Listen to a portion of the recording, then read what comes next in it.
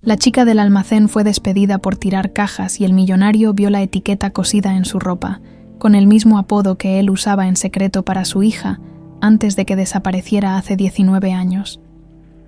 El viento helado de diciembre golpeaba los vidrios del orfanato Casa Esperanza, mientras la pequeña niña de 7 años se aferraba con fuerza a la única cosa que le quedaba en el mundo, una mantita celeste con bordados dorados y una etiqueta cosida a mano que decía Estrellita. ¿Cómo te llamas? Pequeña, le preguntó con voz suave la directora del orfanato, agachándose para quedar a su altura. La niña no respondió. Sus ojos grandes y asustados miraban hacia todos lados, como si esperara que alguien viniera por ella en cualquier momento. Solo abrazaba más fuerte su manta, como si fuera lo único que la conectara con un mundo que ya no recordaba bien. «Bueno, no te preocupes. Aquí estarás segura», susurró la mujer, notando cómo los deditos pequeños acariciaban obsesivamente la etiqueta bordada. «¿Sabes qué significa esto? Estrellita. Qué nombre tan bonito». Desde ese día, todos en el orfanato la conocieron como Emilia Méndez, porque Méndez era el apellido que le daban a todos los niños que llegaban sin familia. Pero ella nunca soltó su manta, y cada noche, antes de dormir, susurraba en voz bajita, «Estrellita», como si fuera una oración que la ayudara a no olvidar algo muy importante. Los años pasaron como hojas en el viento. Los otros niños llegaban y se iban. Algunos encontraban familias, otros simplemente crecían y se marchaban al cumplir los 18. Pero Emilia se quedó con su manta, con su secreto y con una sensación extraña en el pecho de que alguien, en algún lugar, la estaba buscando. 19 años después, el despertador barato sonó a las 5 de la mañana en el cuartito de azotea que Emilia rentaba en la colonia Doctores.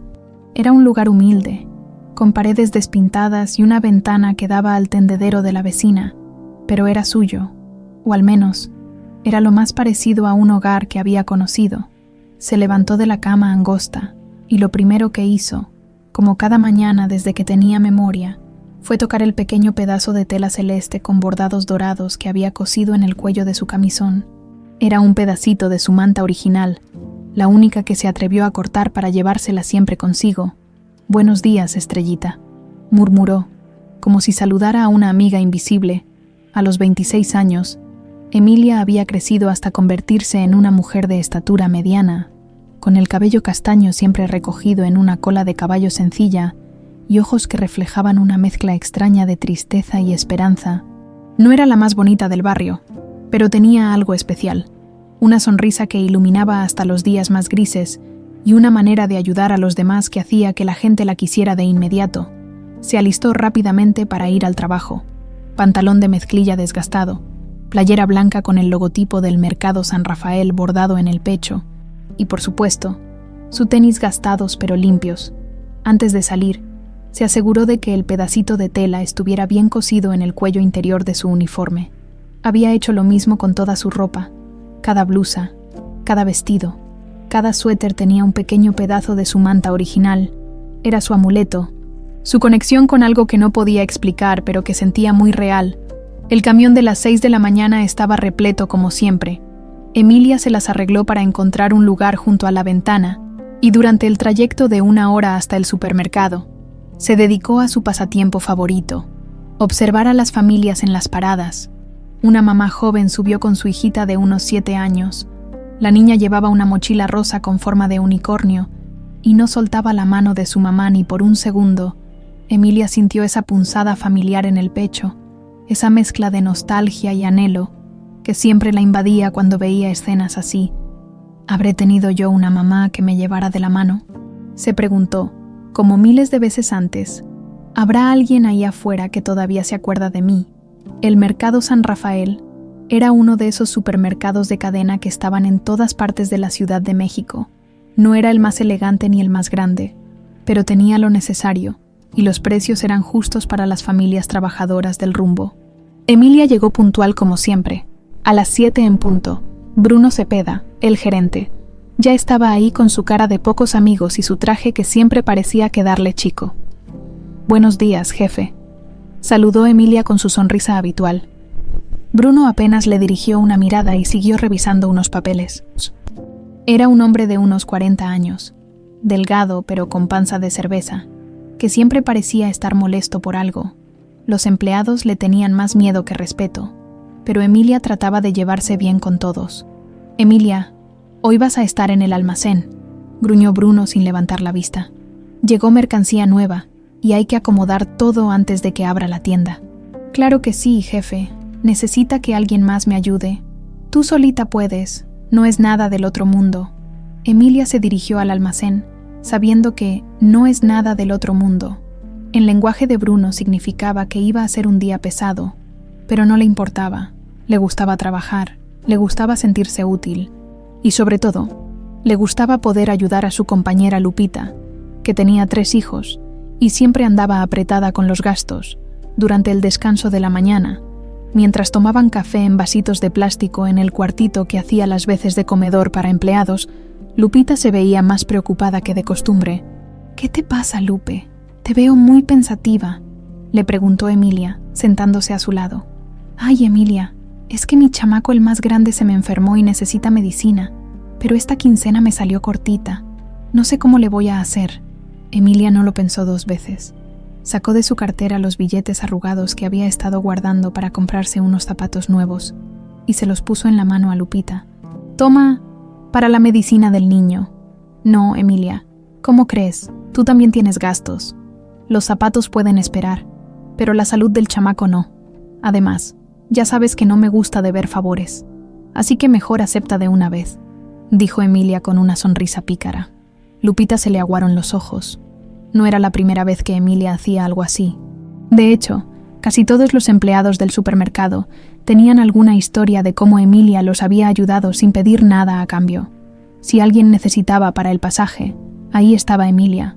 Si a alguien se le olvidaba el almuerzo, Emilia compartía el suyo. Era como si tuviera un radar especial para detectar cuando alguien lo necesitaba. «Eres un ángel, Emilia, de verdad. No sé cómo voy a pagarte. No seas dramática, Lupe. Los amigos se ayudan, ¿no?» Pero por dentro, Emilia sabía por qué ayudaba tanto a los demás. En el fondo de su corazón, tenía la esperanza de que si ella hacía el bien, el universo le regresaría el favor. Tal vez. Algún día, alguien la ayudaría a ella a encontrar las respuestas que había estado buscando toda su vida.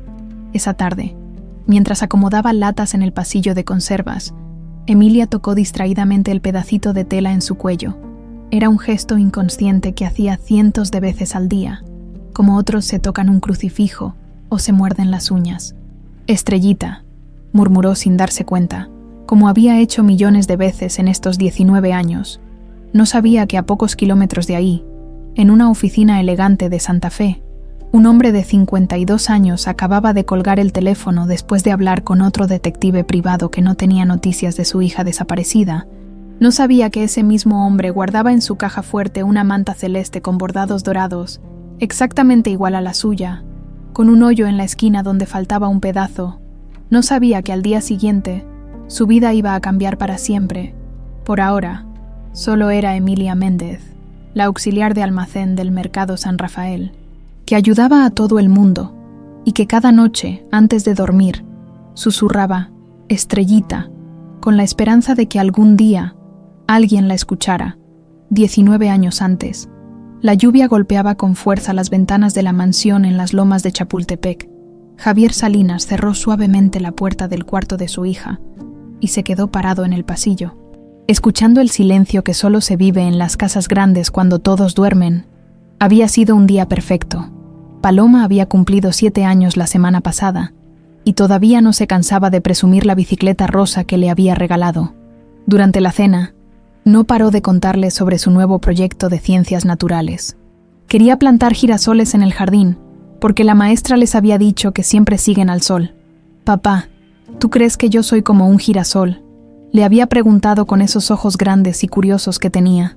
«¿Por qué dices eso, princesa?». «Porque cuando tú llegas de trabajar, yo siempre volteo a verte, como los girasoles con el sol». Javier sonrió al recordar esa conversación. Se asomó una vez más por la rendija de la puerta. Paloma dormía profundamente, abrazando su muñeca favorita, La mantita celeste con bordados dorados que le había regalado su abuela paterna cuando nació estaba medio caída en el suelo. Entró de puntitas y la levantó con cuidado. Era una manta hermosa, hecha a mano por su mamá antes de morir. En una esquina tenía bordado Estrellita, con hilo dorado, el apodo cariñoso que le habían puesto a Paloma, por una marca de nacimiento en forma de estrella que tenía en el hombro derecho. «Duerme bien, mi Estrellita», susurró, cubriéndola con la manta y dándole un beso en la frente. Paloma se movió un poquito y sonrió dormida, como si hubiera escuchado su voz en sueños. Esa fue la última vez que Javier vio a su hija dormir tranquila en su camita, presente. Javier despertó empapado en sudor.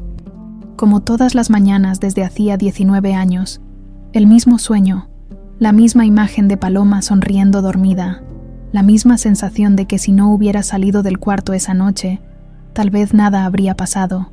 Se levantó de la cama king size, que se sentía demasiado grande y demasiado fría, y caminó descalzo hasta la ventana de su penthouse en Polanco. La Ciudad de México se extendía ante él como un monstruo de concreto y metal, con millones de personas viviendo sus vidas mientras él seguía atrapado en ese día maldito de hace 19 años. «Buenos días, señor Salinas», lo saludó Patricio, su asistente personal, cuando bajó al comedor. «El licenciado Herrera ya llegó y lo está esperando en el estudio». Javier asintió sin decir palabra. Todos los miércoles era lo mismo. Desayuno rápido, reunión con el detective privado, revisión de nuevas pistas que generalmente no llevaban a ningún lado, y vuelta al trabajo para no pensar. El licenciado Roberto Herrera era un hombre de unos 60 años, canoso y con cara de haber visto demasiadas tragedias en su vida. Llevaba 6 años trabajando para Javier, después de que los 5 detectives anteriores se dieran por vencidos. «Buenos días, don Javier. Lamento informarle que las pistas de Guadalajara no llevaron a nada concreto». Javier se sirvió una taza de café negro y se sentó frente al escritorio donde tenía desplegadas las mismas fotos de siempre. Paloma a los 5 años en la playa de Acapulco. Paloma a los 6 soplando las velitas de su pastel. Paloma a los 7 con su uniforme escolar el día antes de que desapareciera.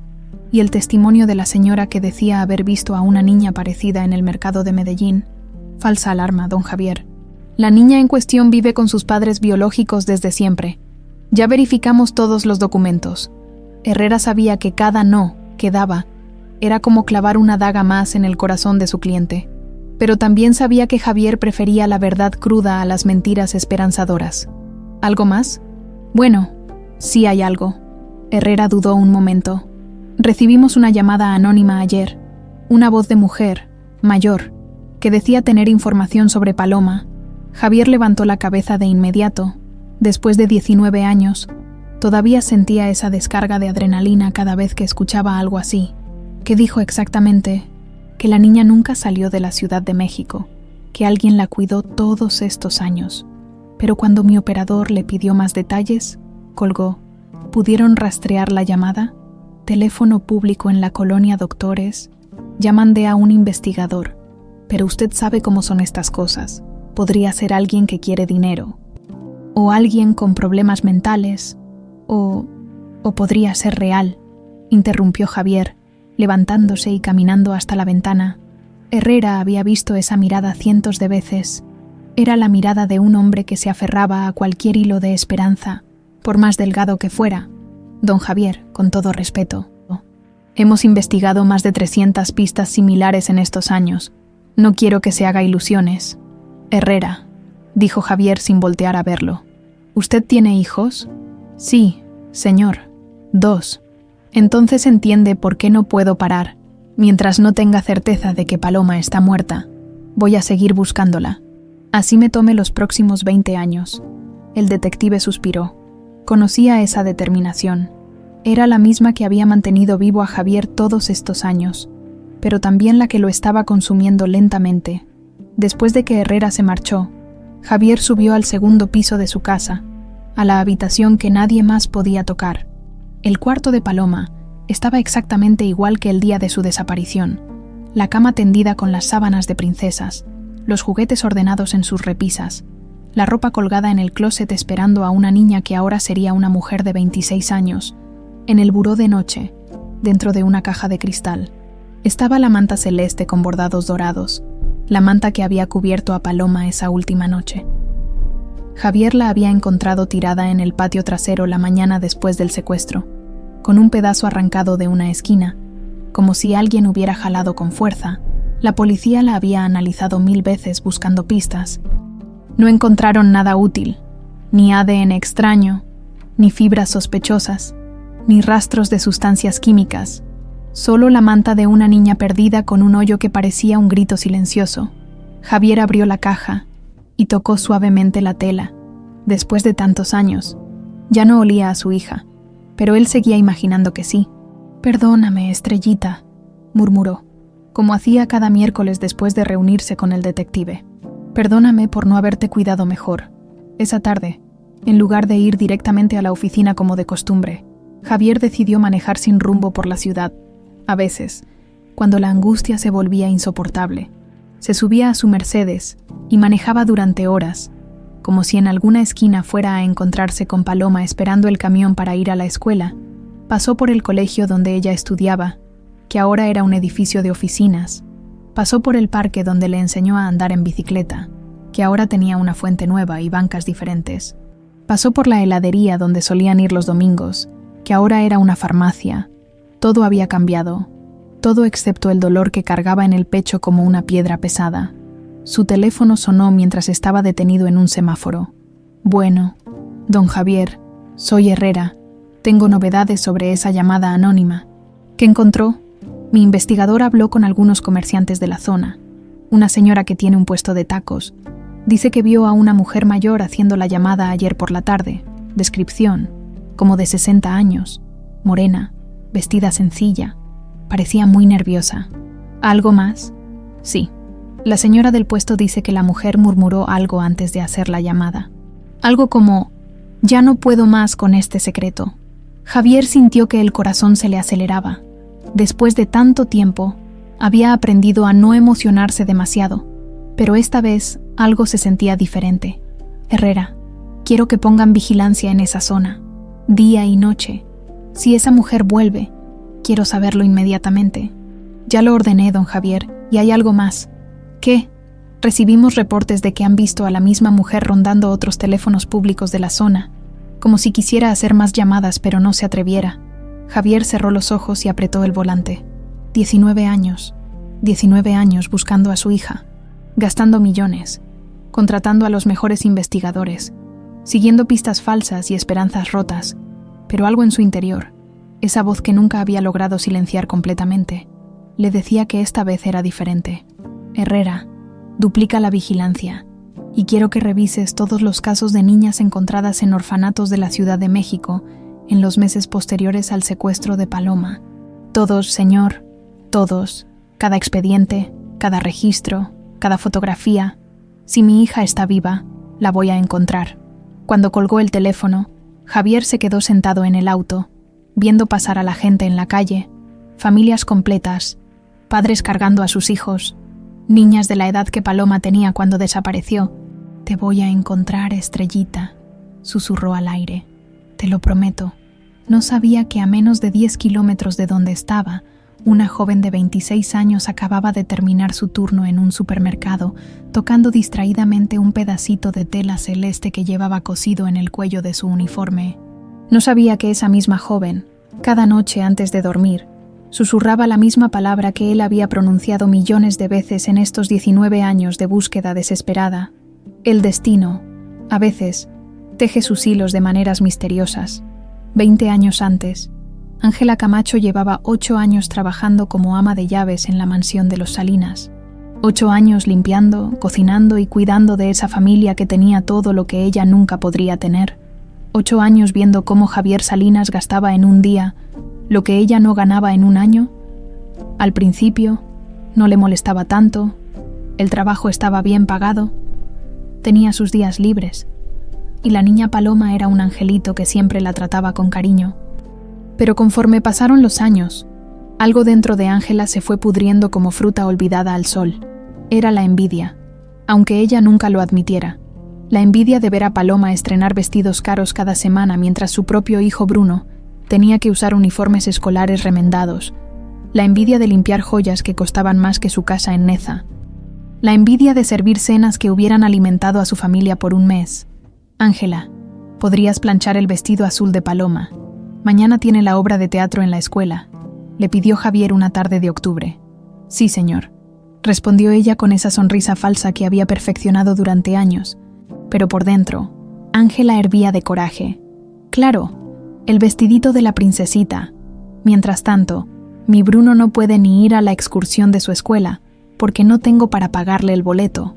Esa noche, mientras planchaba el dichoso vestido azul, Ángela se quedó viendo las joyas de la señora Salinas que estaban sobre el tocador del cuarto principal. Un collar de perlas, unos aretes de diamantes, una pulsera de oro blanco que brillaba como las estrellas. Solo uno, pensó, solo uno y Bruno podría tener todo lo que necesita. La tentación fue creciendo día tras día. Ángela empezó a observar los horarios de la familia, a fijarse en qué joyas usaba la señora y cuáles quedaban olvidadas en el joyero. Descubrió que había piezas que no se ponía nunca, reliquias familiares que solo servían para acumular polvo. Una tarde de noviembre, cuando la familia había salido a comer con unos amigos, Ángela tomó su decisión, con las manos temblorosas. Abrió el joyero y tomó un anillo con una esmeralda pequeña pero valiosa. Era una pieza discreta, de esas que tardarían meses en notar que faltaba. Solo esta vez, se dijo a sí misma, solo para que Bruno pueda tener lo que merece. Vendió el anillo en una joyería del centro por una fracción de su valor real, pero era más dinero del que había tenido junto en toda su vida. Bruno pudo ir a su excursión, comprar los útiles que necesitaba y hasta estrenar tenis nuevos. Ver la sonrisa de su hijo fue como una droga para Ángela, una droga que la hizo volver por más. Durante los siguientes 2 meses, Ángela desarrolló todo un sistema. Sabía exactamente cuándo la familia no estaría en casa, qué joyas eran menos visibles y dónde vender las piezas sin levantar sospechas. Se decía a sí misma que no era robo, sino justicia, que era una redistribución de la riqueza, que los Salinas tenían tanto que nunca se darían cuenta de lo que faltaba. Pero se equivocó. El 15 de enero, Javier la estaba esperando en la sala cuando llegó a trabajar. Tenía una cara que Ángela nunca le había visto, fría, dura, decepcionada. «Siéntate, Ángela». Ella sintió que las piernas se le volvían gelatina. En la mesa de centro estaban 3 de las piezas que había robado, recuperadas por el investigador privado que Javier había contratado. «¿Cuánto tiempo llevas robándome?» «Señor Javier, yo no. No me mientas», gritó él, y por primera vez en 8 años, Ángela vio al tiburón empresarial que se escondía detrás del padre cariñoso. «Tengo fotos tuyas saliendo de las casas de empeño. Tengo los recibos de venta. Tengo todo. Ángela». Ella se derrumbó. Lloró como no había llorado desde que era niña, pidiendo perdón, explicando que lo había hecho por Bruno, que había sido un error, que nunca volvería a pasar. «Lo siento, Ángela, pero no puedo confiar más en ti. Tienes 1 hora para recoger tus cosas y marcharte. No voy a denunciarte por consideración a los años que trabajaste aquí, pero no quiero volver a verte nunca». La humillación fue como un balde de agua helada. Ángela recogió sus cosas en silencio, sintiendo las miradas de burla de las otras empleadas, que siempre la habían envidiado por ser la consentida del patrón.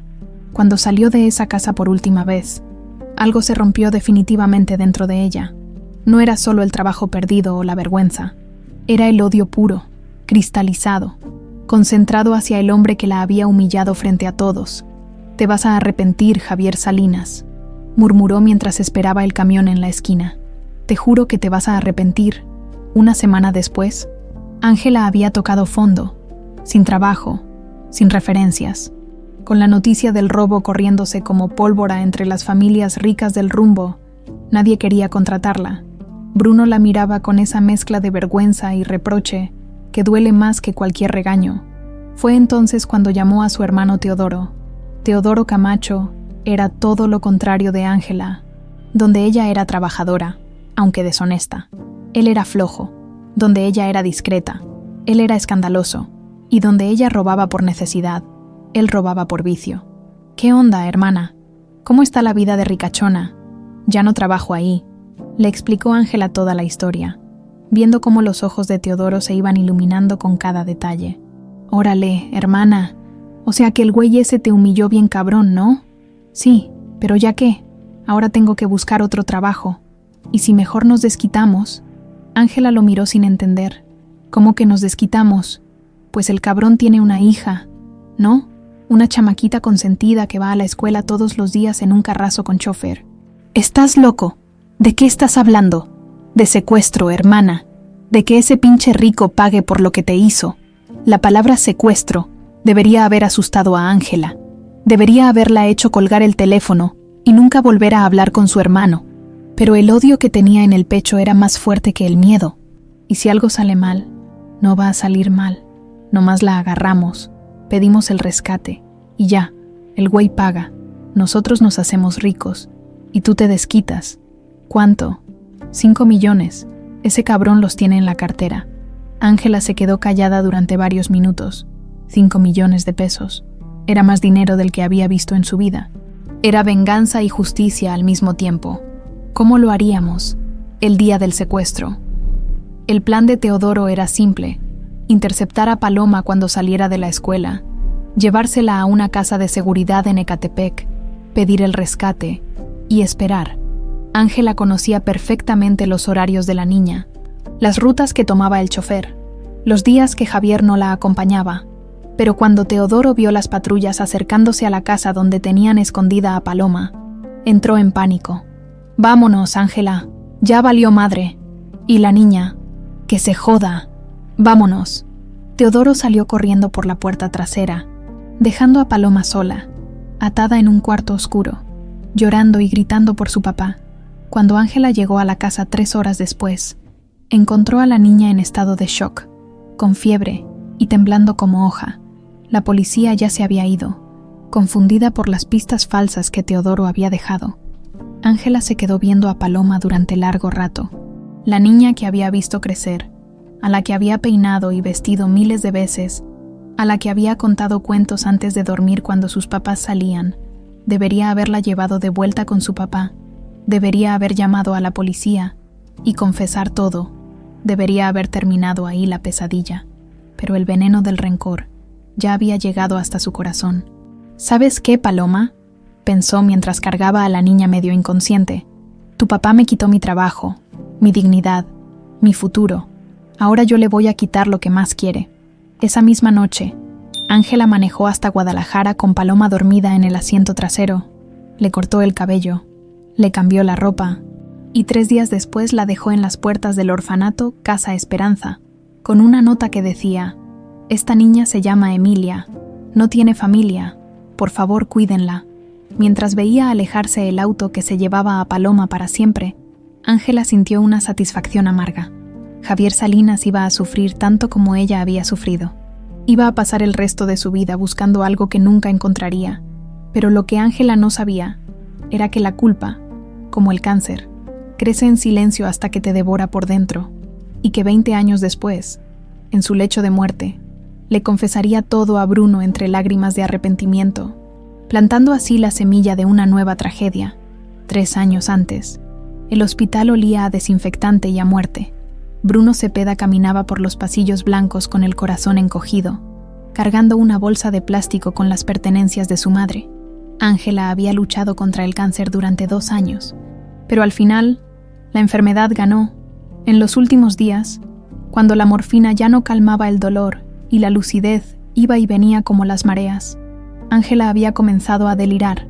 Hablaba de una niña, de un hombre rico, de una venganza que se había vuelto su propia condena. «Bruno, ven acá», le había dicho la tarde anterior, con la voz tan débil que él tuvo que acercar el oído a su boca. «Tengo que contarte algo antes de morirme. No hables de eso, mamá. Vas a salir de esta. Cállate y escucha», había gritado ella con una fuerza que no parecía posible en su cuerpo consumido. «Hice algo muy malo hace muchos años, algo que me ha estado matando por dentro más que esta pinche enfermedad». Y entonces, entre lágrimas y jadeos, Ángela le contó todo: el robo de las joyas, la humillación, el secuestro de Paloma Salinas, el abandono en el orfanato. Todo. «¿Estás loca, mamá? Secuestraste a una niña. Era la hija de Javier Salinas. del dueño de los supermercados Santa María, se llama Paloma, pero ahora debe llamarse Emilia. La dejé en el orfanato, Casa Esperanza en Guadalajara. Bruno no podía creer lo que estaba escuchando. Su madre, la mujer que lo había criado sola, que trabajaba día y noche para darle de comer, que le había enseñado la diferencia entre el bien y el mal, había secuestrado a una niña por venganza. ¿Dónde está ahora esa niña? No lo sé, había murmurado Ángela, con los ojos vidriosos. Pero tengo fotos, muchas fotos. Durante todos estos años, contraté a un investigador barato para que la siguiera. Quería saber si estaba bien. ¿Fotos? En mi casa, debajo del colchón, hay una caja con fotos de cada año. La vi crecer, Bruno. La vi hacerse mujer. Y cada noche me arrepiento de lo que hice. Esa fue la última conversación coherente que tuvieron. Ángela murió al amanecer, llevándose su secreto a la tumba, o eso pensó ella. Presente. Bruno encontró la caja exactamente donde su madre le había dicho. Era una caja de zapatos vieja, llena de fotografías y reportes de investigación barata. Emilia creciendo en el orfanato, Emilia en la secundaria, Emilia trabajando en una fábrica textil, Emilia mudándose a la Ciudad de México, Emilia consiguiendo trabajo en el Mercado San Rafael. El Mercado San Rafael, uno de los supermercados de la cadena Santa María. Bruno se quedó helado cuando se dio cuenta de la ironía. La hija secuestrada de Javier Salinas estaba trabajando, sin saberlo, para su propio padre.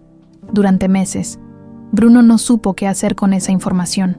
Al principio pensó en contactar a la policía, pero luego se dio cuenta de que eso implicaría confesar que su madre había sido secuestradora. Pensó en contactar directamente a Javier Salinas. Pero, ¿qué le iba a decir? Hola, ¿soy el hijo de la mujer que secuestró a su hija hace 20 años? Fue entonces cuando la idea comenzó a formarse en su cabeza. Una idea oscura, pero brillante. ¿Y si él fuera el héroe de la historia? ¿Y si él fuera quien descubriera la identidad de Emilia y reuniera a padre e hija? Seguramente Javier estaría tan agradecido que le daría una recompensa generosa, muy generosa. Bruno empezó a investigar por su cuenta. Descubrió que Javier Salinas había gastado millones en detectives privados durante todos estos años, que había ofrecido recompensas millonarias por información sobre su hija, que era un hombre desesperado que pagaría cualquier cosa por recuperar a Paloma. El plan se fue refinando en la mente de Bruno como una araña tejiendo su telaraña. No bastaba con simplemente revelar la identidad de Emilia. Tenía que ser dramático. Tenía que ser en el momento perfecto. Tenía que ser de una manera que él pudiera sacar el máximo provecho. Bruno consiguió el puesto de gerente del Mercado San Rafael, 6 meses después de la muerte de su madre. Usó contactos, sobornos pequeños y, sobre todo, su conocimiento de que tenía una bomba de tiempo en las manos que podía explotar cuando él quisiera. Observó a Emilia durante semanas. Era una muchacha trabajadora, humilde, siempre ayudando a los demás. Tenía una costumbre curiosa de tocar constantemente algo en el cuello de su uniforme. Bruno sabía por las fotos de su madre que era un pedazo de la manta original de Paloma. «Es increíble», murmuró una tarde, viendo a Emilia trabajar en el almacén. No tiene ni idea de quién es realmente. Bruno empezó a planear cada detalle. Necesitaba crear una situación donde Emilia fuera humillada públicamente, donde su ropa se rompiera y revelara tanto la etiqueta Estrellita como la marca de nacimiento. Necesitaba que Javier Salinas estuviera presente en ese momento exacto, y necesitaba cámaras para documentar todo. Primero, investigó los horarios de Javier. Descubrió que el millonario rara vez visitaba sus tiendas personalmente, pero que tenía reuniones mensuales con los gerentes regionales. Bruno empezó a enviar reportes anónimos sobre supuestas irregularidades en el Mercado San Rafael, sabiendo que eventualmente Javier querría investigar personalmente.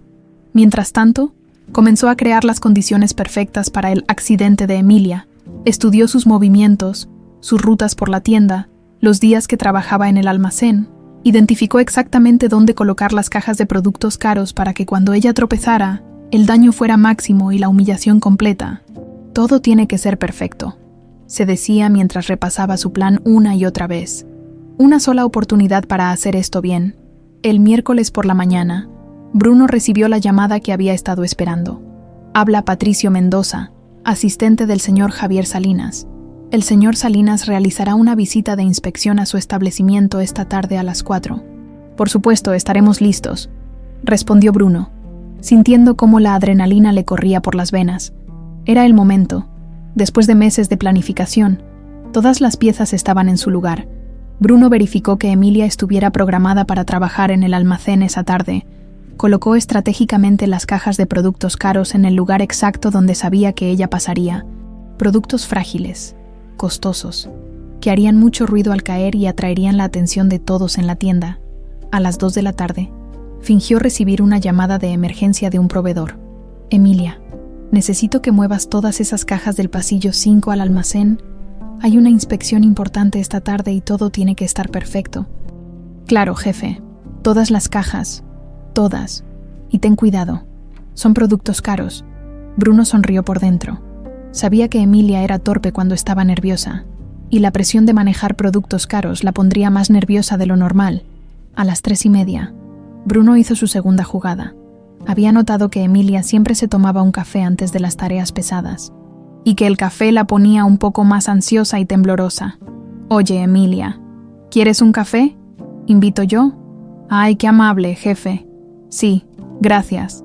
Le sirvió un café cargado, con 2 cucharadas extra de azúcar para que la cafeína le pegara más fuerte. Mientras Emilia se tomaba el café, Bruno repasó mentalmente todos los detalles de su plan. Javier llegaría a las 4, Emilia estaría moviendo las cajas a las 4:05. El accidente pasaría a las 4:10. Para las 4:15, él estaría revelando la verdad y negociando su recompensa, 50 millones de pesos. Esa era la cantidad que había decidido pedir, no tanto como para que Javier se negara, pero lo suficiente para que Bruno pudiera retirarse y vivir cómodamente el resto de su vida. ¿Está nervioso por algo, jefe?, le preguntó Emilia, notando que Bruno parecía distinto. No, para nada. Solo es una inspección de rutina. Tú no te preocupes, solo haz tu trabajo normal. Pero por dentro, Bruno estaba eufórico. En menos de 1 hora, sería rico. En menos de 1 hora, se habría vengado de todos los años de pobreza, de humillación, de ser invisible para gente como Javier Salinas. No sabía que Javier ya había sospechado de las denuncias anónimas y había instalado cámaras ocultas en la tienda semanas antes. No sabía que su plan perfecto estaba a punto de convertirse en su propia perdición. No sabía que cuando juegas con fuego, tarde o temprano te quemas. A las 4:05, vio llegar el Mercedes negro de Javier Salinas al estacionamiento. Bruno se acomodó la corbata, respiró profundo y murmuró: «Y que comience el show». Las 4 de la tarde llegaron como una cuenta regresiva que Bruno había estado esperando durante meses. Desde la ventana de su oficina, vio el Mercedes negro estacionarse en el lugar reservado para ejecutivos. Javier Salinas salió del auto acompañado de 2 hombres de traje, probablemente su equipo de seguridad, y Patricio, su asistente personal. «Perfecto», pensó Bruno, ajustándose la corbata por tercera vez en 5 minutos. «Todo está saliendo exactamente como lo planeé». Emilia había terminado su café hacía 10 minutos y ya estaba en el almacén, preparándose para mover las cajas como él le había ordenado. Bruno pudo verla a través de las cámaras de seguridad internas, tocándose nerviosamente el cuello donde tenía cosido el pedacito de manta. Era un gesto que hacía cuando estaba ansiosa, y que en unos minutos más se volvería la clave de todo. «Señor Cepeda». La voz de Patricio resonó en el intercomunicador. «El señor Salinas está aquí para la inspección. Enseguida salgo», respondió Bruno, dándose un último vistazo en el espejo de su oficina. Era un hombre de aspecto común, de esos que pasan desapercibidos en una multitud, pero hoy se sentía como el protagonista de la película más importante de su vida. Hoy iba a ser el hombre que cambiaría para siempre el destino de 2 personas, y de paso, se haría millonario. Javier Salinas entró al supermercado con esa presencia que solo tienen los hombres muy ricos o muy poderosos. A los 52 años, seguía siendo imponente, alto, de espaldas anchas, con el cabello plateado perfectamente peinado y un traje que costaba más que el salario anual de cualquier empleado de la tienda. Pero Bruno, que había estudiado cada foto disponible de él en internet, notó algo que las cámaras no captaban: el cansancio en sus ojos, la pesadez de un hombre que había cargado una tragedia durante demasiado tiempo. «Señor Salinas, qué honor tenerlo en nuestra tienda», dijo Bruno con su mejor sonrisa de gerente servicial. Espero que todo esté a su gusto. Estoy aquí por las denuncias anónimas que hemos recibido, respondió Javier sin rodeos. Quiero ver qué está pasando realmente en esta tienda. Si supieras, pensó Bruno. Si supieras que en 10 minutos vas a ver a tu hija por primera vez en 19 años. Por supuesto, señor. Hemos implementado varias mejoras en la gestión. Le gustaría que le muestre las áreas principales. Mientras Bruno guiaba a Javier y su equipo por los pasillos de la tienda, su mente trabajaba como un cronómetro suizo. 4:05. Emilia debería estar empezando a mover las cajas justo ahora. 4:08. Ya debería haber cargado la primera tanda. 4:10. El momento del accidente. Esta es nuestra sección de abarrotes, explicó Bruno, dirigiendo estratégicamente al grupo hacia el pasillo donde sabía que Emilia estaría trabajando. Hemos reorganizado todo el inventario para optimizar. Un estruendo lo interrumpió. El sonido inconfundible de cajas cayendo, productos rompiéndose, y una voz femenina gritando de sorpresa y dolor. Perfecto, pensó Bruno, aunque su cara mostró preocupación fingida. ¿Qué fue eso?, preguntó Javier, alarmado. No lo sé, señor. Vamos a ver qué pasó. La escena que encontraron era exactamente lo que Bruno había orquestado. Emilia estaba en el suelo, rodeada de cajas destrozadas y productos esparcidos por todas partes. Frascos de mermelada importada rotos, latas de atún gourmet abolladitas, paquetes de galletas caras hechos pedazos. El daño era considerable, justo como Bruno lo había calculado. «Emilia, ¿qué pasó aquí?», gritó Bruno con una indignación teatral que había ensayado mentalmente docenas de veces. «Jefe, me tropecé». Emilia trataba de levantarse, pero se notaba que se había lastimado la rodilla. Tenía lágrimas en los ojos, tanto por el dolor físico como por la vergüenza. «Perdón, jefe, no sé cómo pasó». «¿Cómo que no sabes? Mira este desastre. ¿Tienes idea de cuánto dinero acabas de tirar a la basura?». Bruno sabía exactamente cuánto. Había elegido productos que sumaran alrededor de 8,000 pesos en total, suficiente para justificar una reacción dramática, pero no tanto como para quebrar al supermercado. Varios empleados y clientes se habían acercado a ver qué pasaba. Bruno se aseguró de que hubiera suficiente público para su performance. Javier y su equipo observaban desde unos metros de distancia, claramente incómodos con la situación. «Levántate», ordenó Bruno. «Levántate y explícame cómo voy a justificar este desastre en los reportes». Emilia se las arregló para ponerse de pie, pero al hacerlo, su blusa se enganchó con un pedazo de metal salido de una de las cajas rotas. El sonido del tejido rasgándose fue audible en el silencio tenso que se había formado alrededor de la escena. La blusa se desgarró justo en el área del hombro derecho, exponiendo la piel de Emilia, y ahí, visible para todos los presentes, apareció una marca de nacimiento en forma de estrella pequeña pero perfectamente definida. Bruno vio cómo Javier se quedaba completamente inmóvil, como si hubiera visto un fantasma. Pero eso no era todo. Cuando Emilia trató de cubrirse con la mano, el cuello de su blusa se estiró, revelando la etiqueta bordada a mano que siempre llevaba cosida en su ropa. «Estrellita», escrita con hilo dorado sobre tela celeste. El efecto en Javier fue instantáneo y devastador. Su cara pasó del bronceado saludable a un blanco cadavérico en cuestión de segundos. Sus piernas temblaron visiblemente y tuvo que apoyarse en una de las góndolas para no caerse. «No, no puede ser», murmuró, con una voz tan baja que solo Bruno, que estaba atento a cada una de sus reacciones, pudo escucharlo. «Esto es el colmo», continuó Bruno con su actuación, notando que tenía la atención absoluta de Javier. «No puedes ser tan descuidada. Esto sale de tu sueldo». «Por favor, jefe», suplicó Emilia, todavía en el suelo, tratando de recoger algunos de los productos rotos. «Perdóneme, fue un accidente. Nada de accidentes. Estás despedida». La palabra despedida resonó en el pasillo como un disparo. Los empleados que observaban intercambiaron miradas de shock. Todos querían a Emilia, y verla siendo humillada así los tenía indignados pero sin atreverse a intervenir. Javier se acercó lentamente, como si estuviera caminando en un sueño. Sus ojos estaban fijos en la marca de nacimiento de Emilia y en la etiqueta bordada que ahora era completamente visible. «Disculpe», dijo Javier con voz temblorosa, dirigiéndose a Emilia. ¿Podría preguntarle de dónde sacó esa etiqueta?» Emilia lo miró sin entender. limpiándose las lágrimas con el dorso de la mano. Esta se tocó el cuello. Es de una manta que tenía cuando era niña. La única cosa que tengo de antes. ¿Antes de qué? Antes del orfanato, señor. Llegué ahí cuando tenía 7 años, y esto era lo único que llevaba conmigo. Bruno vio cómo Javier palidecía aún más. Si es que eso era posible. El hombre rico y poderoso se agachó lentamente hasta quedar a la altura de Emilia, que seguía sentada en el suelo entre los productos rotos.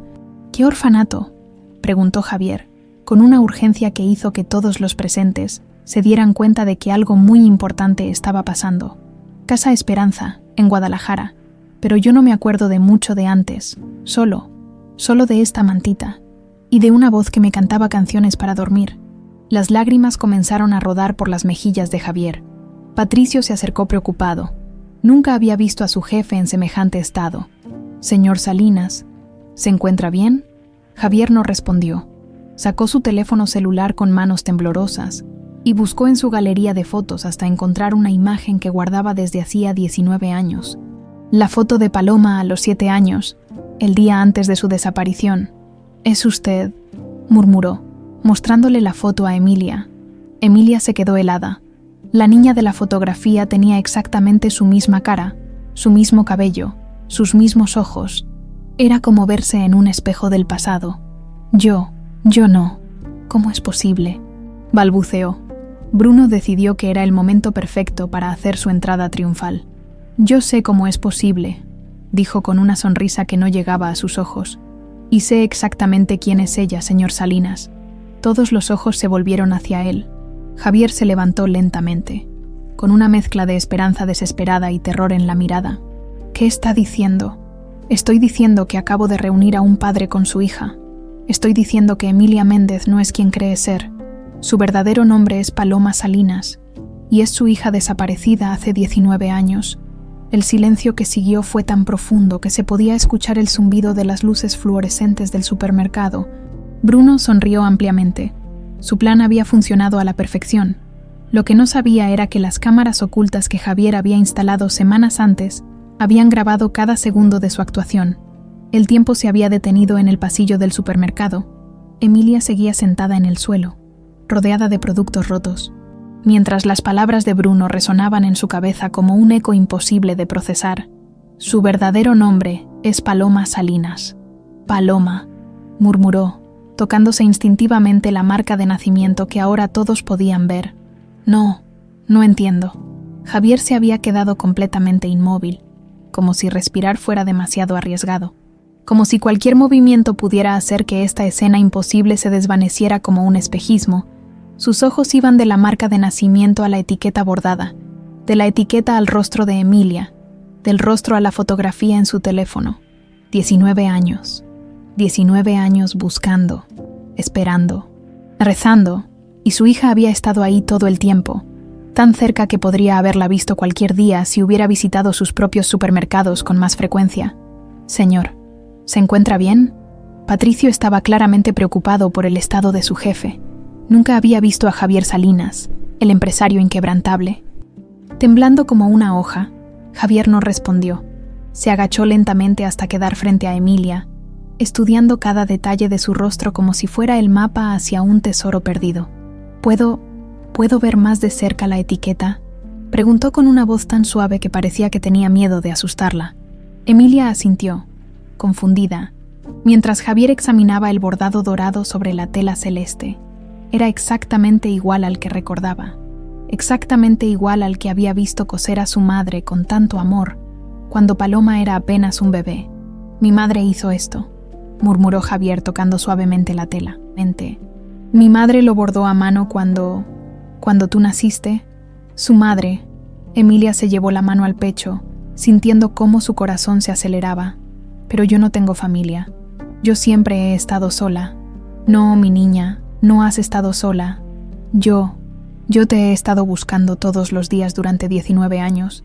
Bruno observaba la escena con una satisfacción que trataba de disimular. Todo estaba saliendo mejor de lo que había planeado. La emoción era palpable, auténtica, perfecta para lo que venía después. Los empleados que se habían reunido alrededor comenzaron a susurrar entre ellos. Lupita se acercó un poco más, con los ojos llorosos. «¿Es cierto, Emilia? ¿Eres realmente...?» «No lo sé», respondió Emilia con la voz quebrada. «No entiendo nada de lo que está pasando». Javier sacó más fotografías de su teléfono. Imágenes de Paloma bebé, de Paloma en su primer cumpleaños, de Paloma aprendiendo a caminar en el jardín de la mansión. «¿Reconoces algo?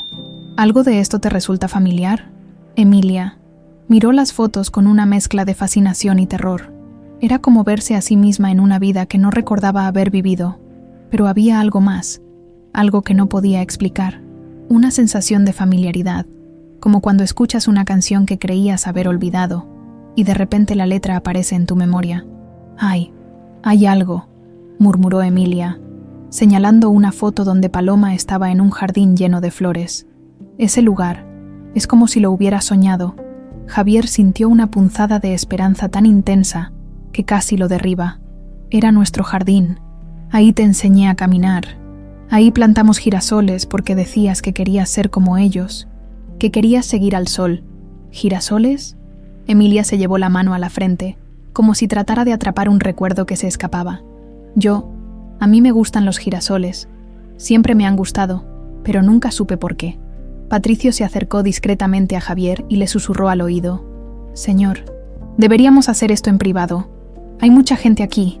Javier miró alrededor y se dio cuenta de que tenían un público considerable. Empleados, clientes, todos observando con curiosidad y emoción esta escena que parecía sacada de una telenovela. «Tienes razón», murmuró Javier, pero no se apartó de Emilia. ¿Te gustaría que habláramos en un lugar más privado?» Emilia miró a Bruno, que había estado observando todo con una sonrisa extraña. «Sigo despedida». La pregunta era tan inocente, tan práctica en medio de todo el drama emocional, que Javier no pudo evitar sonreír por primera vez en años. «No, mi niña, no estás despedida. Nunca más vas a tener que preocuparte por trabajo, por dinero, por nada». Bruno decidió que era momento de hacer su jugada. «Señor Salinas, creo que hay muchas cosas que necesita saber sobre cómo encontré a su hija». Javier levantó la vista hacia Bruno, como si apenas se diera cuenta de que existía. «¿Usted sabía quién era ella?» «Sí, señor. Y tengo mucha información que compartir con usted. Información muy valiosa sobre lo que pasó hace 19 años». Javier ayudó a Emilia a levantarse del suelo. Sus manos temblaron cuando tocó las de ella, como si no pudiera creer que fuera real. «¿Te lastimaste? ¿Necesitas que te vea un médico?» «No, estoy bien. Solo me duele un poco la rodilla, pero te va a ver el mejor médico de la ciudad. Te va a ver el mejor de todo». Emilia lo miró con una mezcla de confusión y algo más que no podía identificar. Había algo en la voz de este hombre, algo en la manera en que la miraba, que despertaba sensaciones que había guardado en el rincón más profundo de su memoria. ¿Puedo hacerle una pregunta?» «Todas las que quieras, mi amor. ¿Usted cantaba canciones de cuna?» Javier sintió que se le cortaba la respiración. Durante 19 años había recordado esas noches cuando arrullaba a Paloma para que se durmiera, cantándole la misma canción que su madre le cantaba a él cuando era pequeño. «Sí», murmuró con la voz quebrada. «Te cantaba La Llorona. Era tu canción favorita. Todos me dicen el negro, llorona. Negro pero cariñoso». Comenzó a tararear Emilia sin pensarlo, como si la letra saliera de algún lugar profundo de su memoria. Javier se quebró completamente. Las lágrimas que había estado conteniendo durante años salieron como un río desbordado. Su hija, su estrellita, recordaba la canción. «Eres tú», lloró, abrazándola con cuidado, como si fuera de cristal. «Eres realmente tú, mi niña». Emilia se sintió extrañamente segura en esos brazos. Por primera vez en su vida, experimentó esa sensación que había visto en otras personas pero nunca había sentido. La sensación de estar en casa.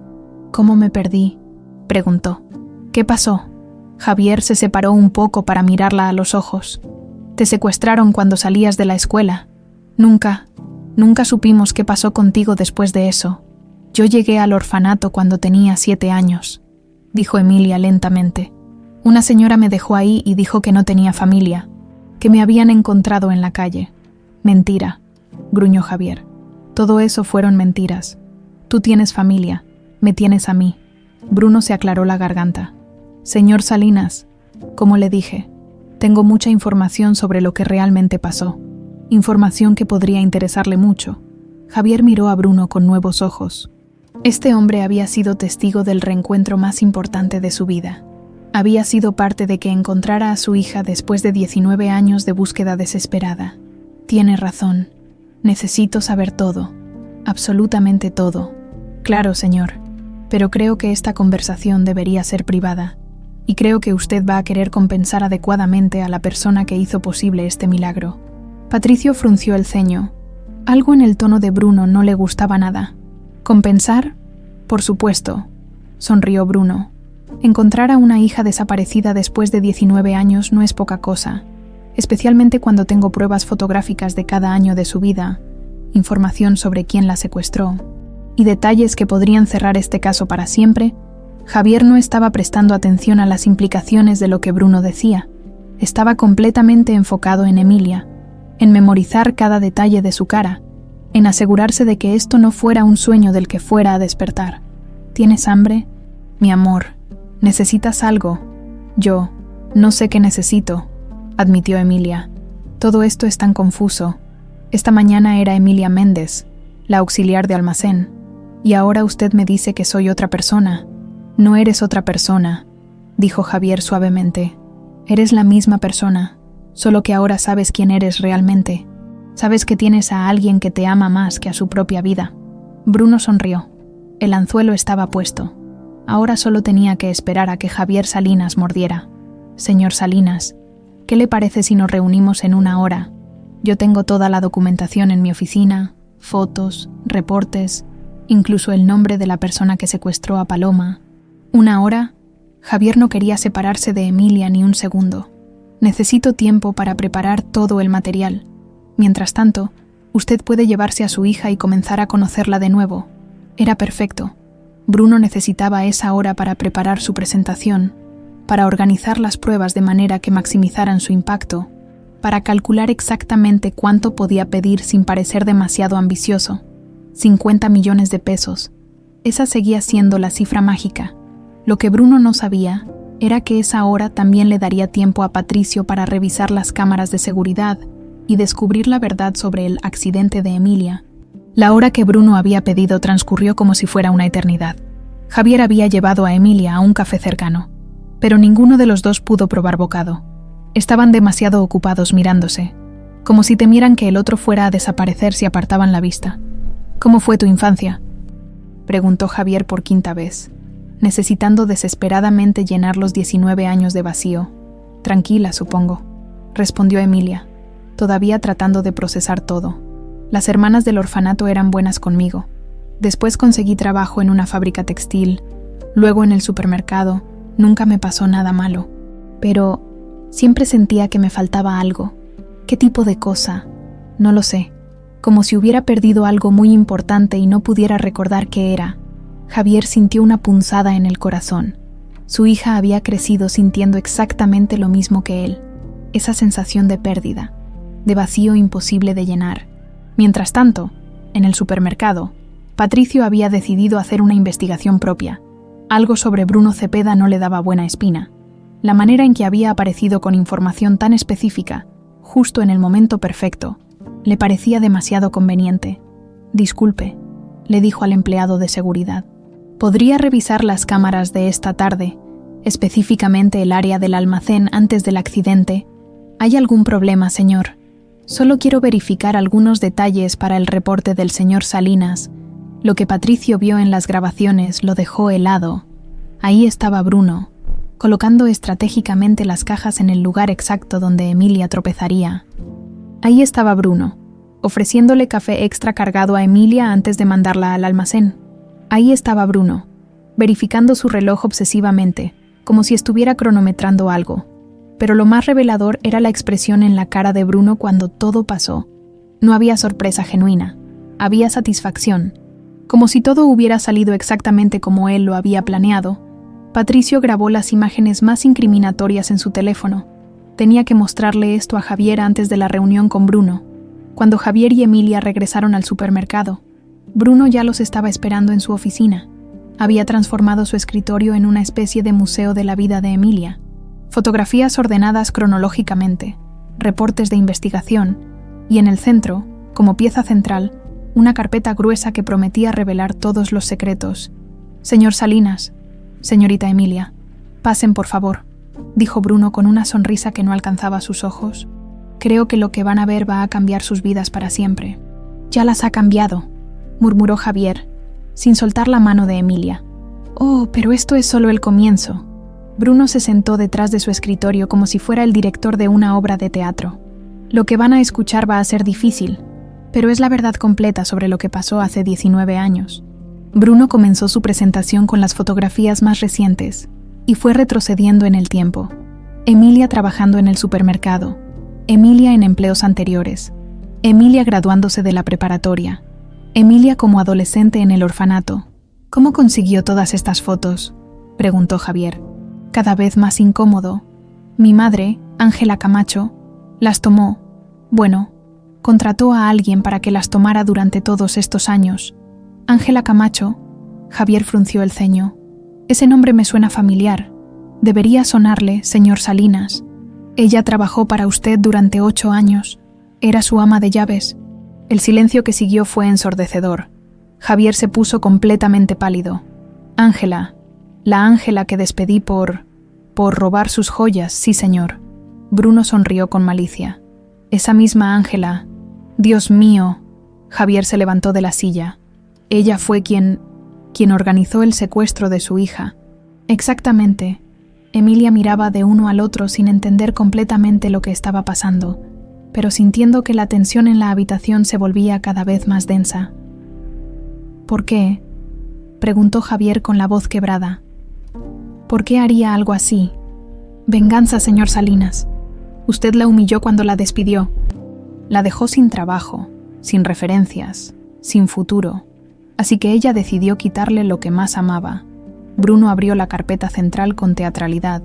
Adentro había documentos, más fotografías y lo que parecía ser páginas de un diario. «Mi madre guardó registro de todo. Aquí está el plan del secuestro.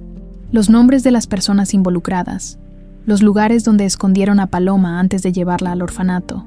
Javier tomó los papeles con manos temblorosas. Era la información que había estado buscando durante 19 años. Los nombres de los culpables, los detalles de cómo había pasado todo, las respuestas a las preguntas que lo habían atormentado cada noche. ¿Dónde está ella ahora? ¿Dónde está Ángela? Murió hace 3 años. Cáncer, antes de morir. Me confesó todo. Me dijo dónde estaban escondidos estos documentos. Me dijo que había seguido la vida de Paloma durante todos estos años por remordimiento. «¿Remordimiento?», Javier prácticamente gritó.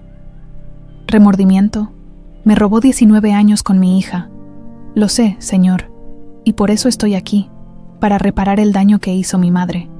Bruno hizo una pausa dramática, como si lo que venía a continuación fuera muy difícil de decir. «Pero usted comprenderá que esta información es extremadamente valiosa. Es la resolución del caso más importante de su vida. Es el reencuentro con su hija. Es justicia después de 2 décadas. ¿A dónde quiere llegar?», preguntó Javier, aunque ya empezaba a sospechar.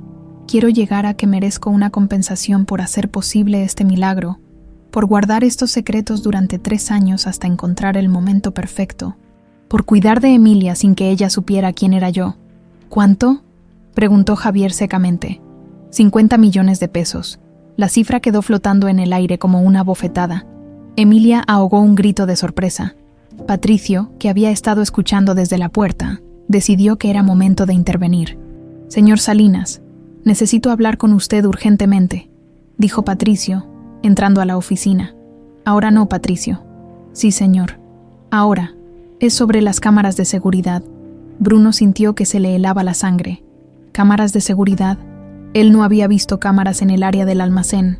«¿Qué pasa con las cámaras?», preguntó, tratando de sonar casual. Patricio sacó su teléfono y reprodujo los videos que había grabado de las pantallas de seguridad. Ahí estaba Bruno colocando las cajas. Ahí estaba Bruno dándole café a Emilia. Ahí estaba Bruno verificando su reloj y sonriendo cuando todo salió como él quería. Estas cámaras fueron instaladas hace 3 semanas por orden del señor Salinas, Como parte de la investigación de las denuncias anónimas que recibimos, Bruno se quedó sin palabras. Su plan perfecto se estaba desmoronando frente a sus ojos. ¿Las denuncias anónimas que resultaron ser falsas? Continuó Patricio. Las denuncias que usted mismo envió para atraer al señor Salinas aquí. Yo no sé de qué está hablando. Mentiroso, gritó Javier. Todo esto fue una puesta en escena. Lastimaste a mi hija a propósito para poder chantajearme. No, yo reuní a padre e hija. Yo hice posible este reencuentro, usando información que obtuviste por el crimen de tu madre, extorsionándome con el dolor de 19 años. Bruno se dio cuenta de que había perdido su plan maestro, su oportunidad de ser rico, su venganza perfecta. Todo se había desmoronado por unas cámaras que no sabía que existían. Señor Salinas, usted no entiende. Yo merezco esa compensación. Lo que usted merece es la cárcel, interrumpió Patricio, marcando ya el número de la policía. Por extorsión, por ocultar evidencia de un crimen, por conspiración. La policía llegó en menos de 10 minutos, mientras esposaban a Bruno. Él seguía gritando que él había sido el héroe de la historia, que él había reunido a la familia, que merecía gratitud, no castigo. Esto es injusto. Yo solo quería que mi madre descansara en paz. Yo solo quería justicia. La justicia no se cobra, Bruno, dijo Javier con una frialdad que daba miedo. La justicia se hace. Cuando se llevaron a Bruno, la oficina quedó en silencio. Los documentos seguían esparcidos sobre el escritorio. Las fotografías de Emilia creciendo sin su padre. Las pruebas de una venganza que había durado 2 décadas. ¿Qué pasa ahora?, preguntó Emilia con voz pequeña. Javier la abrazó fuertemente. Ahora recuperamos los años perdidos, mi estrellita. Ahora recuperamos todo. Pero ambos sabían que algunos daños nunca se pueden reparar completamente. Bruno había planeado su venganza pensando solo en el dinero, pero había desatado fuerzas que estaban más allá de su control. La verdad, al final, siempre encuentra su camino. La estación de policía olía a café frío y papel viejo. Bruno Cepeda estaba sentado en una sala de interrogatorios, con las manos esposadas y la cara descompuesta por la desesperación. Lo que había comenzado como su plan maestro para hacerse millonario se había convertido en su peor pesadilla.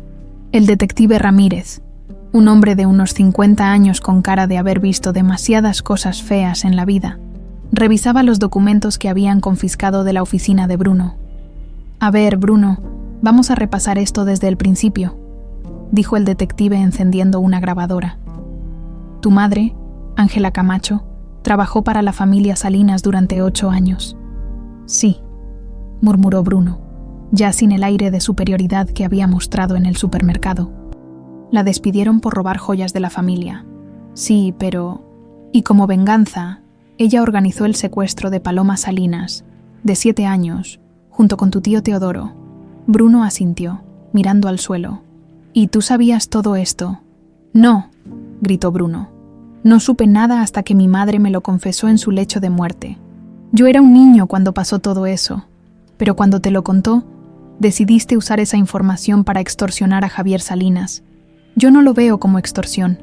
Yo reuní a un padre con su hija. Yo merezco una recompensa por eso. El detective Ramírez suspiró. Había interrogado a muchos criminales, pero Bruno tenía esa capacidad especial de ser víctima y villano al mismo tiempo. Bruno, orquestaste un accidente falso que pudo haber lastimado seriamente a Emilia Méndez. Manipulaste la situación para crear un momento dramático. Exigiste 50 millones de pesos. Eso no es buscar una recompensa. Eso es extorsión agravada. Mientras tanto, en una clínica privada de Polanco, Emilia estaba sentada en una camilla mientras un médico revisaba su rodilla lastimada. Javier no se había apartado de su lado ni un segundo desde que salieron de la estación de policía. Solo es una contusión menor, dijo el doctor. Con unos días de reposo estará perfecta.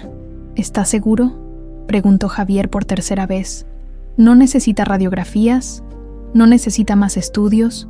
Papá, dijo Emilia suavemente, y la palabra hizo que Javier se estremeciera de emoción. Estoy bien, de verdad. Era la primera vez que lo llamaba papá desde el reencuentro. Durante las últimas horas había usado señor Salinas, o simplemente había evitado dirigirse a él directamente. pero algo había cambiado después de ver cómo Bruno había manipulado toda la situación. ¿Te duele algo más?, preguntó Javier, como si fuera a examinarla él mismo. Me duele el corazón, admitió Emilia. No por la rodilla. Me duele pensar que alguien pudo haberme usado así. Me duele pensar que mi vida entera ha sido una mentira. Javier se sentó en la silla al lado de la camilla y tomó las manos de Emilia entre las suyas. Tu vida no ha sido una mentira, mi amor. Tu bondad no es mentira. Tu generosidad no es mentira. La manera en que ayudas a tus compañeros de trabajo no es mentira. Eso eres tú, sin importar cómo te llames. Pero yo no sé quién soy realmente. No sé si soy Emilia o si soy Paloma. Eres las dos, dijo Javier con una sonrisa triste. Eres la Paloma que yo perdí y eres la Emilia que te convertiste. Y yo te amo exactamente como eres. Esa noche, Javier llevó a Emilia a su penthouse.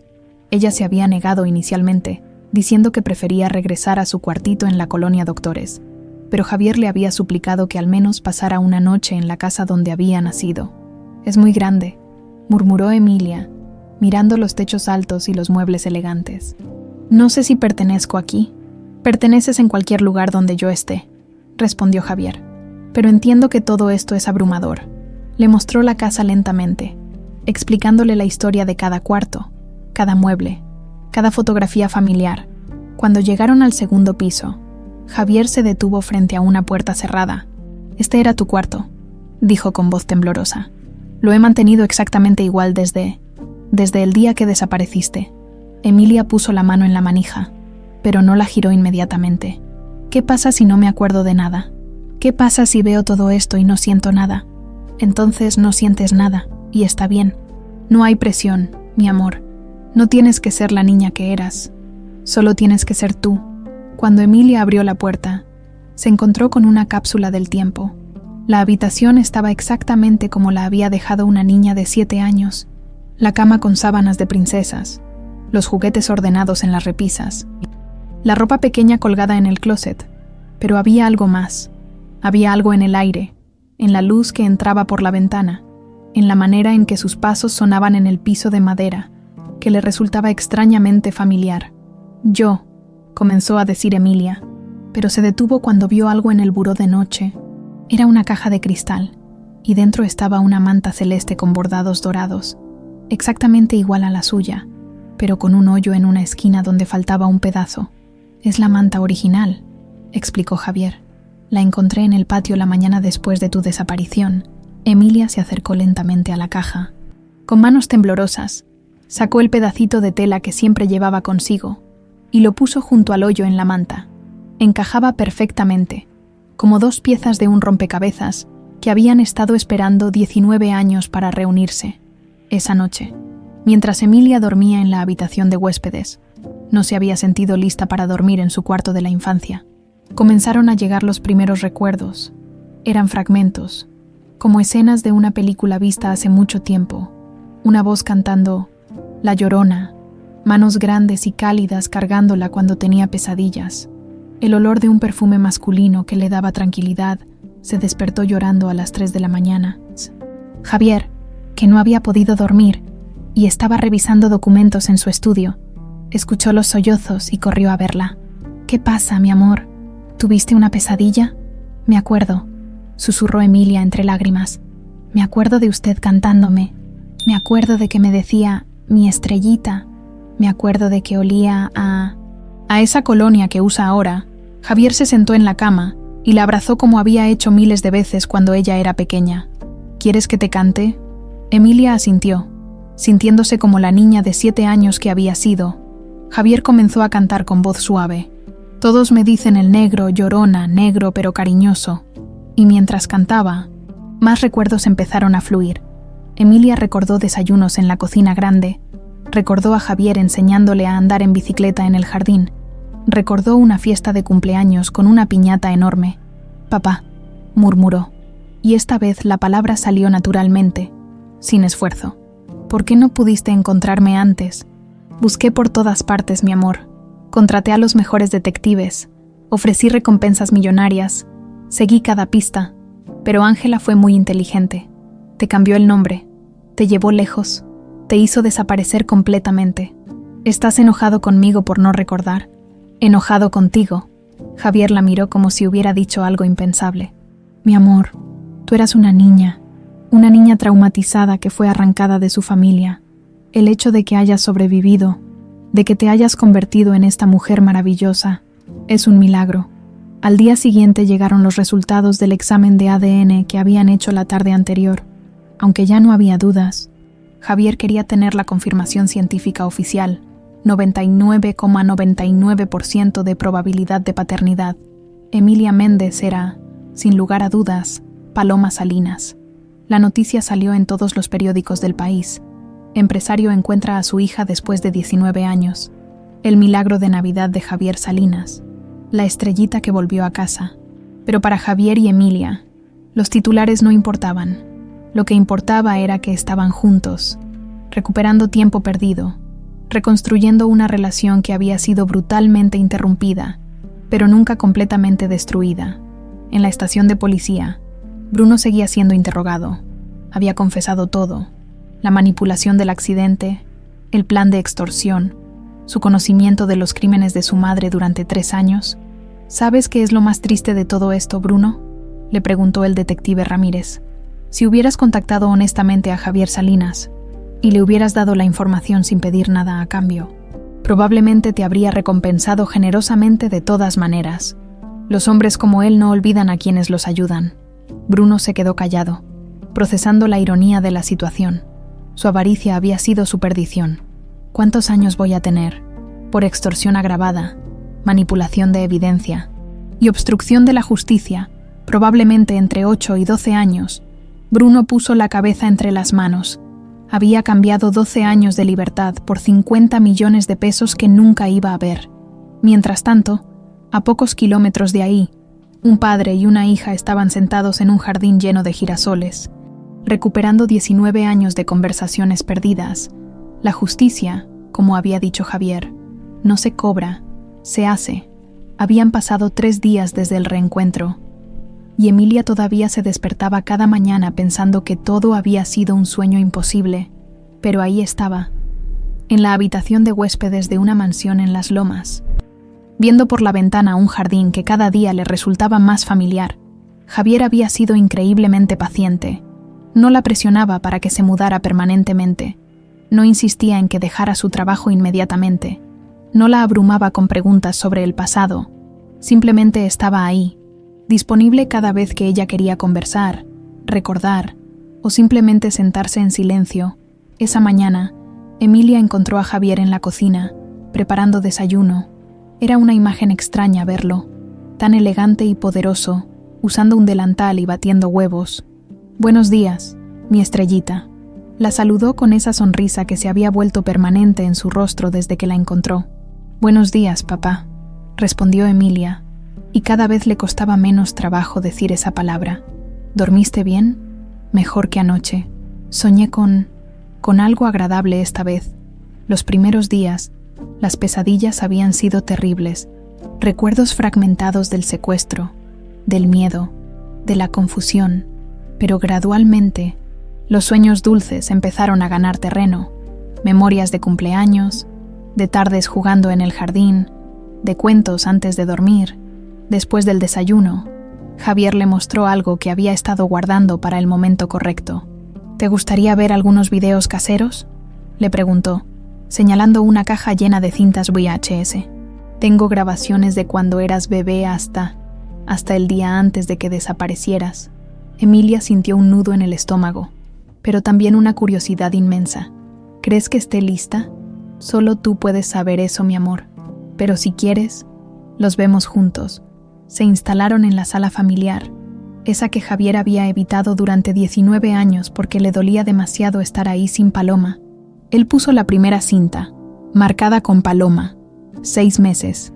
La pantalla se llenó con la imagen de un bebé gordito y sonriente, aplaudiendo mientras una voz fuera de cámara, la voz de Javier pero más joven, le decía: «Muy bien, mi estrellita, aplaude para papá». Emilia se llevó la mano al pecho. Había algo en esa bebé, en la manera en que movía las manos, que le resultaba extrañamente familiar. «Era muy gordita», murmuró, sonriendo a pesar de las lágrimas. Eras perfecta, corrigió Javier. Absolutamente perfecta. Siguieron viendo. Paloma dando sus primeros pasos. Paloma en su primera Navidad. Tratando de desenvolver regalos con manitas torpes. Paloma en la playa, construyendo castillos de arena que se caían inmediatamente. Pero el video que más impacto causó fue uno marcado Paloma, 7 años, último cumpleaños. Ahí estaba ella, una versión en miniatura de quien era ahora, soplando las velitas de un pastel enorme mientras todos cantaban las mañanitas. Pide un deseo, mi estrellita. Se escuchaba la voz de Javier en el video. La paloma de 7 años cerró los ojos con fuerza y sopló las 7 velitas de una vez. ¿Qué pediste, amor?, preguntó Javier en la grabación. Pedí que tú y yo estuviéramos juntos para siempre, papá, respondió la niña con esa solemnidad que solo tienen los niños cuando hablan de cosas importantes. En el presente, Emilia y Javier lloraron abrazados. Se cumplió tu deseo, susurró Javier. Se tardó 19 años, pero se cumplió. Esa tarde, Javier le propuso algo que había estado planeando desde el primer día. ¿Te gustaría ver tu cuarto original? El de verdad, no solo asomarte por la puerta. Emilia había evitado entrar completamente al cuarto de su infancia. Era demasiado intenso, demasiado cargado de emociones, pero sentía que ya era hora. Cuando entraron, Emilia se dirigió inmediatamente hacia los juguetes. Había una casa de muñecas elaborada, con mueblitos diminutos y una familia de muñequitas rubias. «Esta casa», murmuró tocando los mueblitos. «Yo solía jugar que las muñecas eran una familia y que el papá siempre volvía a casa para cenar». «Jugabas con eso durante horas», confirmó Javier. «Siempre te gustaron las historias donde las familias estaban juntas». Emilia siguió explorando. En el closet encontró vestidos que obviamente habían sido caros y elegantes, pero también ropa cómoda de jugar. En los cajones del tocador había accesorios para el cabello, pulseras de juguete y... «¡Oh!», exclamó, sacando una caja pequeña de música. Cuando la abrió, comenzó a sonar una melodía dulce y una bailarina diminuta empezó a girar. Pero más importante que la música fue la reacción de Emilia. Sus ojos se llenaron de reconocimiento inmediato. «Esta canción», murmuró. «En el orfanato, a veces la tarareaba sin saber por qué. Las hermanas me preguntaban dónde la había escuchado y yo no sabía qué decirles. Era tu canción favorita», dijo Javier. «Te la ponía todas las noches antes de dormir». Emilia se sentó en la cama de su infancia, sosteniendo la cajita musical, y por primera vez desde el reencuentro, se sintió completamente en casa. Los recuerdos comenzaron a fluir más rápidamente después de esa tarde. Emilia recordó el nombre de su muñeca favorita, Sofía. Recordó que le tenía miedo a los truenos, pero no a los relámpagos. Recordó que su postre favorito era el flan de vainilla que hacía Ángela. Ángela, ese nombre todavía le revolvía el estómago. La mujer que había cuidado de ella, que le había peinado el cabello y le había preparado desayunos. Había sido la misma que había orquestado su secuestro. ¿Cómo pudo hacerlo?, le preguntó a Javier una noche. ¿Cómo pudo cuidarme y después hacerme tanto daño?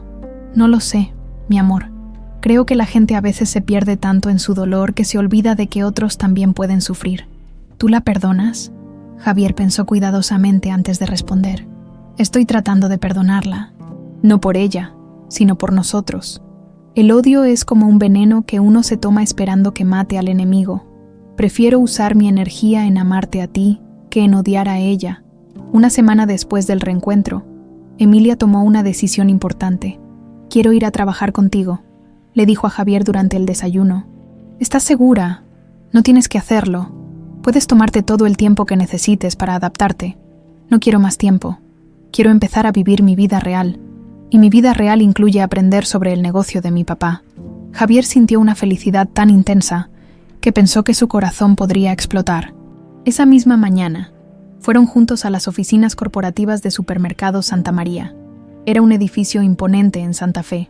Con vista panorámica de la ciudad, los empleados los recibieron con una mezcla de curiosidad y emoción. La historia del reencuentro había salido en todos los medios, y todos querían conocer a la famosa hija perdida de Javier Salinas. «Buenos días a todos», dijo Javier en la reunión gerencial matutina. «Quiero presentarles oficialmente a mi hija, Emilia». Ella va a estar trabajando con nosotros mientras aprende sobre el negocio. Los aplausos fueron ensordecedores. Emilia se sintió abrumada por la atención, pero también emocionada. Por primera vez en su vida, tenía un propósito más grande que solo sobrevivir. Esa tarde, mientras revisaban reportes financieros en la oficina de Javier, Emilia hizo una propuesta que lo sorprendió. «Papá, ¿qué te parecería si convertimos el Mercado San Rafael en algo especial?» «¿A qué te refieres?» «A un lugar que ayude a otras familias como nosotros, familias que han perdido hijos, o hijos que buscan a sus padres, un centro de recursos, de apoyo». Javier la miró con admiración. Su hija no solo había sobrevivido a la tragedia, sino que quería usar su experiencia para ayudar a otros. «Me parece una idea maravillosa. Mi Estrellita. Y quiero que se llame Mercado Estrellita. ¿Estás segura? Es un cambio grande. Estoy segura. Quiero que sea un lugar donde las familias rotas puedan encontrar esperanza». Javier la abrazó fuertemente. En una semana, su hija no solo había regresado a su vida, sino que le había devuelto la fe en que las tragedias podían convertirse en bendiciones. «Vamos a hacerlo», dijo. «Vamos a crear algo hermoso de todo este dolor». Mientras el sol se ponía sobre la Ciudad de México, padre e hija comenzaron a planear un futuro que, una semana antes, ninguno de los dos se había atrevido a soñar. La manta se había reparado. La familia estaba completa. Y por primera vez en 19 años, ambos se fueron a dormir sin miedo de despertar y descubrir que todo había sido un sueño. 6 meses después, el sol de junio brillaba sobre la Ciudad de México mientras una multitud se congregaba frente al que había sido el Mercado San Rafael. El edificio había sido completamente renovado. Fachada nueva, colores más cálidos, y sobre la entrada principal, un letrero dorado que decía «Mercado Estrellita, Centro de Apoyo Familiar». Emilia se ajustó el vestido azul que había elegido para la ocasión. Ya no era la misma mujer tímida y nerviosa que había trabajado como auxiliar de almacén 6 meses atrás. Seguía siendo humilde y generosa, pero ahora tenía una confianza que venía de saber quién era y de dónde venía. «¿Estás nerviosa, mi amor?», le preguntó Javier, tomándole la mano.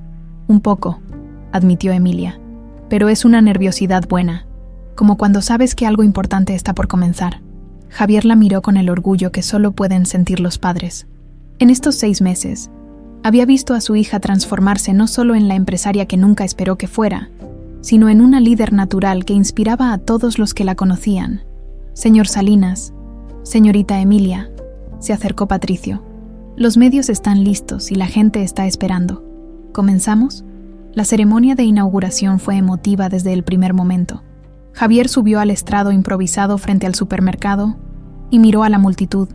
Empleados antiguos y nuevos, familias del barrio, representantes de organizaciones de apoyo a familias con niños desaparecidos y periodistas de todos los medios importantes del país. «Buenos días a todos», comenzó Javier. «Hace 6 meses, este lugar fue testigo del milagro más grande de mi vida. Aquí, en este supermercado común y corriente, recuperé lo que había perdido hacía 19 años, a mi hija». Los aplausos interrumpieron su discurso. En primera fila, Lupita y los demás empleados que habían trabajado con Emilia lloraban de emoción. «Pero hoy no estamos aquí solo para celebrar nuestro reencuentro», continuó Javier. «Estamos aquí para convertir nuestro dolor en esperanza para otros. Estamos aquí para asegurar que ninguna familia tenga que sufrir 19 años de separación como nosotros». Le hizo una seña a Emilia para que se acercara al micrófono. «Mi hija quiere dirigirse a ustedes. Ella es la verdadera inspiración detrás de todo esto». Emilia se acercó al micrófono con las manos temblando ligeramente. Durante meses había ensayado este momento, pero ahora que estaba aquí, las palabras preparadas se le olvidaron por completo. «Hola», comenzó con una sonrisa nerviosa que inmediatamente conquistó a la audiencia. «Hace 6 meses yo era Emilia Méndez, una empleada más de este supermercado. Vivía sola, trabajaba para sobrevivir, y siempre sentía que me faltaba algo pero no sabía qué». Su voz se fue fortaleciendo conforme hablaba.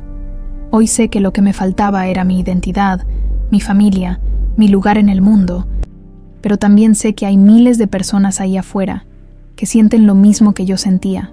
Padres que buscan a sus hijos, hijos que buscan a sus padres, familias rotas que necesitan ayuda para reencontrarse. La multitud estaba completamente silenciosa, colgada de cada palabra, por eso junto con mi papá, y al decir esa palabra, su voz se llenó de emoción. Hemos decidido convertir este lugar en algo más que un supermercado. Este es ahora el Mercado Estrellita, un centro de apoyo para familias separadas por cualquier circunstancia. Los aplausos fueron espontáneos y prolongados. Aquí vamos a ofrecer trabajo a personas que han perdido la esperanza. Aquí vamos a tener un centro de información para familias con niños desaparecidos.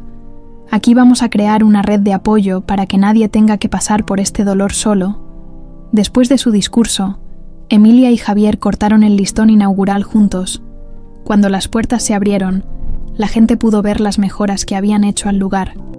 El supermercado seguía funcionando normalmente, pero ahora tenía áreas adicionales, una oficina de servicios sociales, un centro de información sobre niños desaparecidos, una sala de reuniones para grupos de apoyo, y en el área donde había ocurrido el accidente de Emilia, una pequeña capilla ecuménica donde las familias podían orar por sus seres queridos perdidos. Bruno había sido sentenciado a 10 años de prisión por extorsión agravada y obstrucción de la justicia. Su caso había servido como advertencia de que la justicia, aunque tardara, siempre llegaba. Lupita, que ahora era supervisora de la sección de recursos humanos, se acercó a Emilia con lágrimas en los ojos. «Mira nada más quién eres ahora», le dijo, abrazándola fuertemente. «Siempre supe que eras especial, pero nunca imaginé esto. Sigo siendo la misma persona, Lupe, solo que ahora sé de dónde vengo. No, mi niña, ahora sabes hacia dónde vas».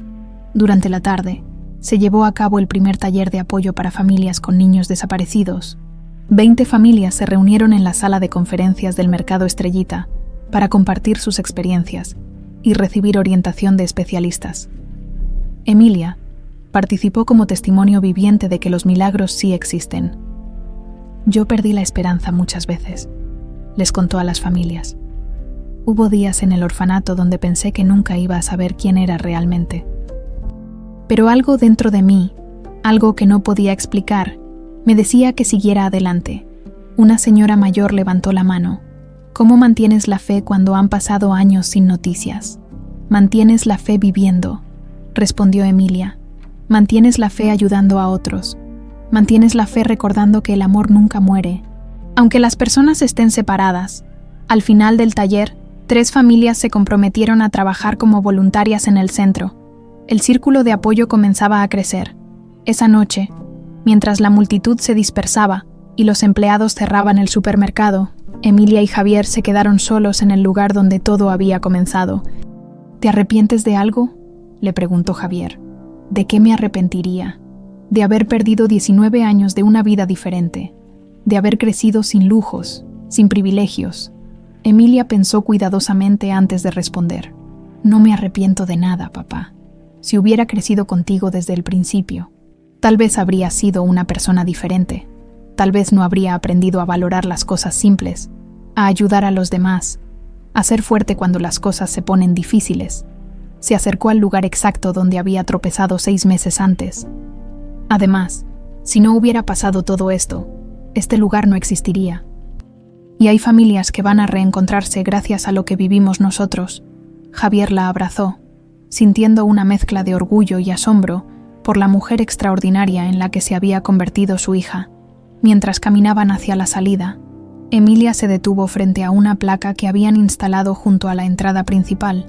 La placa decía: «Dedicado a todas las familias que esperan reencontrarse, a los padres que nunca dejan de buscar y a los hijos que nunca pierden la esperanza. El amor verdadero no conoce tiempo ni distancia». «¿Sabes qué es lo más increíble de todo esto?», le dijo Emilia a Javier. «¿Qué? ¿Que Bruno pensó que nos estaba lastimando? Pero en realidad nos dio el regalo más grande. Nos encontró. Su maldad se convirtió en bendición. Tienes razón. A veces Dios escribe derecho en renglones torcidos». Cuando llegaron al auto, Javier le hizo una última pregunta. «¿Cómo quieres que te llame? ¿Emilia o Paloma?» «Quiero que me llames como siempre me has llamado en tu corazón», respondió ella con una sonrisa. «Llámame Estrellita». 6 meses después de la inauguración, El mercado Estrellita había ayudado a reunir a 12 familias separadas. La red de apoyo había crecido a 50 voluntarios, y el modelo se estaba replicando en otras ciudades del país. Emilia había encontrado su propósito en la vida: convertir el dolor en esperanza, la tragedia en milagro, la separación en reencuentro, y cada noche, antes de dormir en su nueva casa, una casa a medio camino entre la mansión familiar y su antiguo cuartito, porque quería mantener un pie en cada mundo, susurraba la misma palabra que había susurrado durante 19 años: Estrellita. Pero ahora ya no la susurraba como una oración desesperada, la susurraba como una promesa cumplida. El círculo se había cerrado, la manta se había reparado, la estrella había vuelto a brillar, y en algún lugar del universo, todas las piezas rotas del mundo encontraban su camino de regreso a casa.